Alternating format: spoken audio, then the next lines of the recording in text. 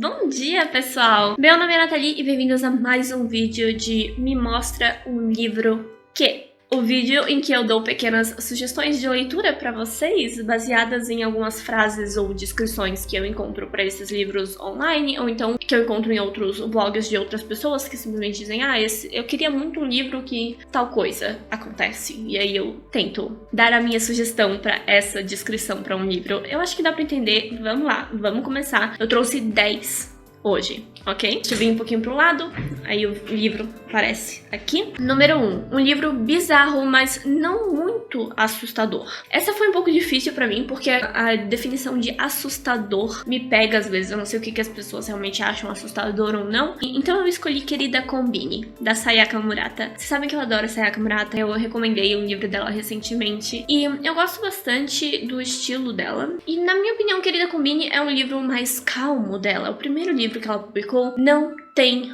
muito susto, não tem muito terror, mas tem bastante desses momentos assim de... É sério isso que tá acontecendo? Peraí, não.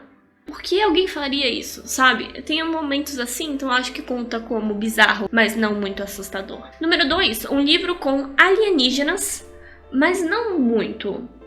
Eu adorei isso, quando a pessoa diz, eu quero alienígena, eu quero ficção científica, mas nada muito intenso, eu não quero ter que imaginar todo um ser vivo diferente na minha mente. E pra isso eu tenho Encontro com Rama, do Arthur C.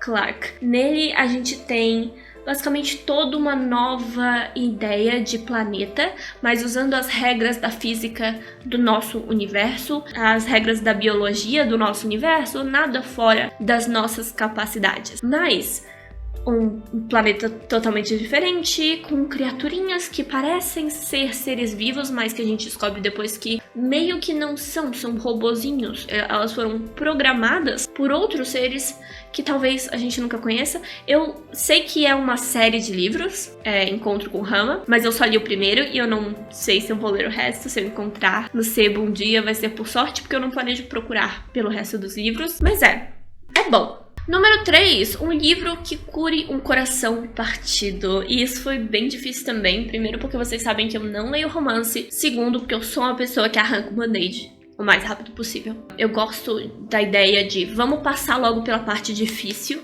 acabar logo com isso. Entendeu? Eu escolhi Dias de Abandono, da Helena Ferrante, como um livro que cura um coração partido, mas não da maneira como eu acho que algumas pessoas imaginariam, porque ele não é o tipo de livro que te dá essa sensação assim de o mundo é um lugar maravilhoso, sempre existe uma esperança pro amor. Não, na verdade é um livro que te mostra como os estágios do luto depois de um término ou depois de um abandono, né, porque ela é abandonada, o título do livro é Dias de Abandono, e como pode ser difícil, pode ser ruim, pode ser feio lidar com abandono, lidar com término, com luto, mas no final existe uma recompensa, existe um aprendizado, existe um crescimento do ser humano, e é isso que eu gosto nesse livro. E é por isso que eu acho que ele pode ajudar, sim, a curar um coração partido. Número 4, um livro que te deixa precisando refletir por um tempo, depois que você lê. Para isso eu escolhi Corações Sujos, do Fernando Moraes. Esse livro fala sobre a Segunda Guerra e os imigrantes japoneses aqui no Brasil,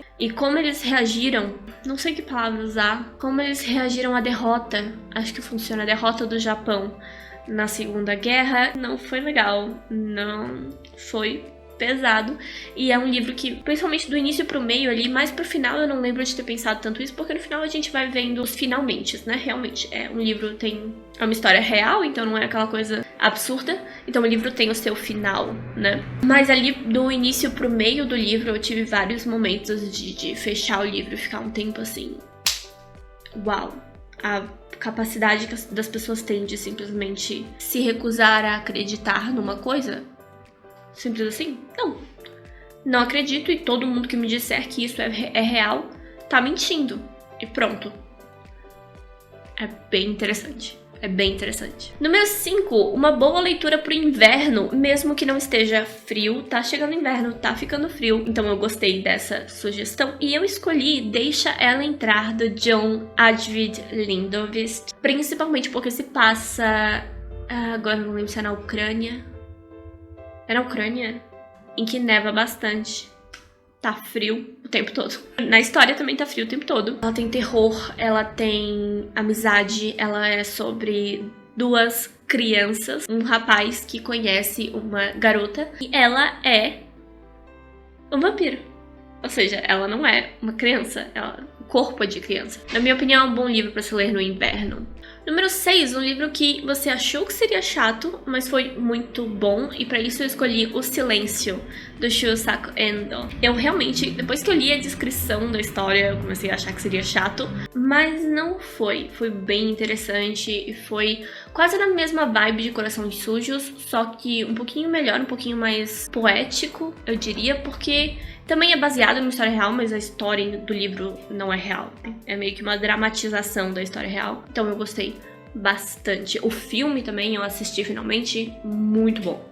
Inclusive eu já tô guardando O Silêncio aqui, porque eu tô pensando em dar de presente pra uma pessoa. Pois é. Um livro no qual as ações do protagonista ficam cada vez mais questionáveis. E pra isso eu escolhi Mamãe para Jantar, do Shalom Auslander, que é fascinante.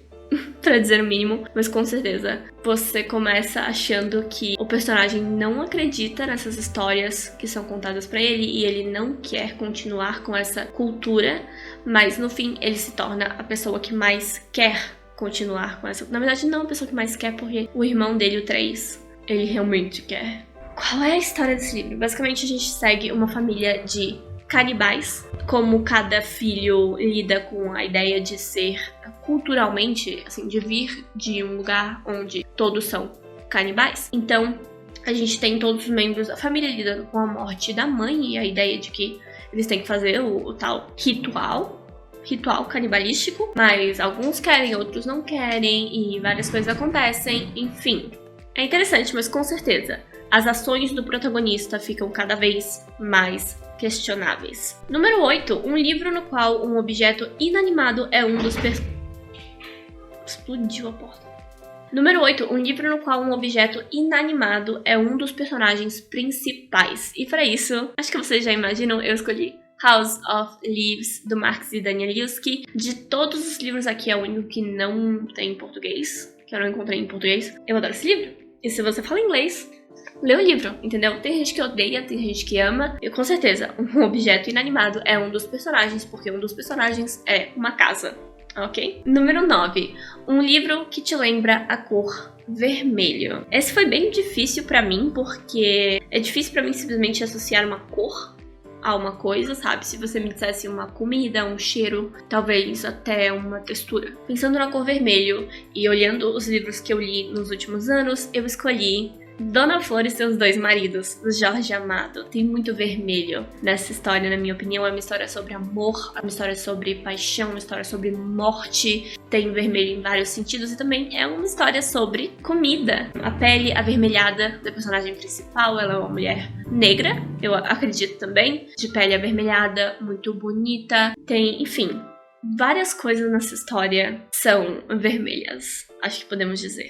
E número 10, por fim, um livro com uma mensagem tão forte que te faz querer escrever um artigo sobre. E para isso eu escolhi Dissipada, da Mariah Hornbecker. Eu inclusive fiz toda uma resenha falando sobre esse livro porque ele mexeu muito comigo. E eu tô planejando ler outros livros dela no futuro, talvez ainda esse ano. Eu ainda não baixei no Kindle, mas eu tenho alguns para baixar no Kindle.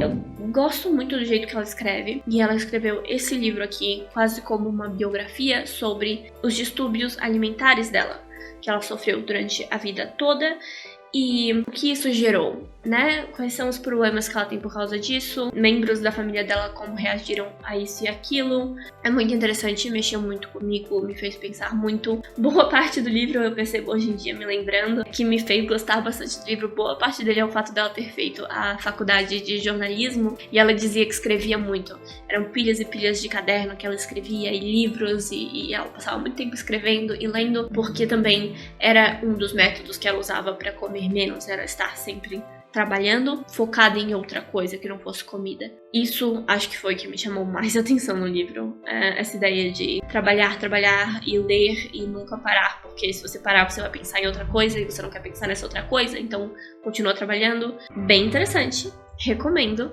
assim como recomendo todos os outros livros nesse vídeo. É isso, pessoal. É isso pro vídeo de hoje. Espero que vocês tenham gostado. Me digam se vocês já leram algum desses livros que eu estou recomendando. Se vocês leriam, se baseado nessas recomendações, vocês têm outros livros pra me recomendar. Como sempre, eu adoro quando vocês sugerem livros nos comentários.